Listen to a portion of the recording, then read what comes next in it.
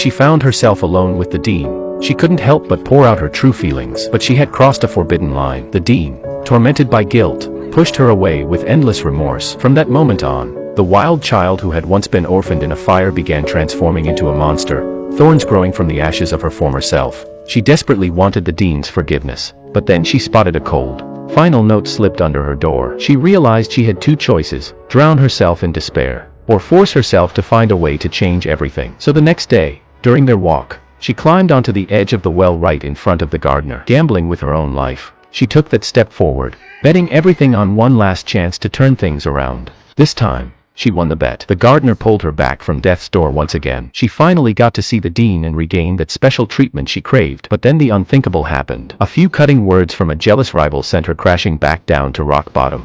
E se Modesta si fosse buttata nel pozzo di notte, ora non sarebbe più con noi. Devi aver avuto paura prima di buttarti, perché hai urlato molto forte.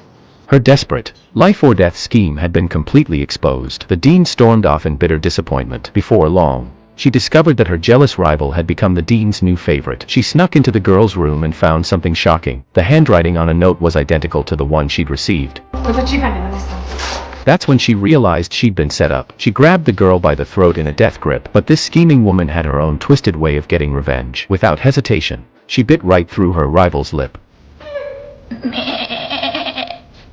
This time, the dean had completely lost patience with her prized lamb. She was actually considering sending her back to the orphanage. Seeing this, Molly fell back on her old tricks, but her cheap displays of kneeling and playing the victim had become nothing more than disgusting theatrics in the dean's eyes. Besides, she'd already figured out Molly's future. She could become a seamstress or a housekeeper after she came of age. Anything would do.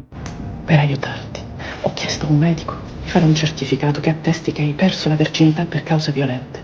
Accetta di prendere in sposa una fanciulla senza avere la certezza della sua integrità morale e fisica. Non farò la governante. Non mi voglio sposare, non sarò mai la serva di nessuno. The two, who had seemed like mother and daughter, had reached the point of complete breakdown. Molly's final threat was revealing that she knew about the dean's unspeakable secrets, what she did in bed every night. The dean's impulsive slap pushed them both toward the edge of destruction.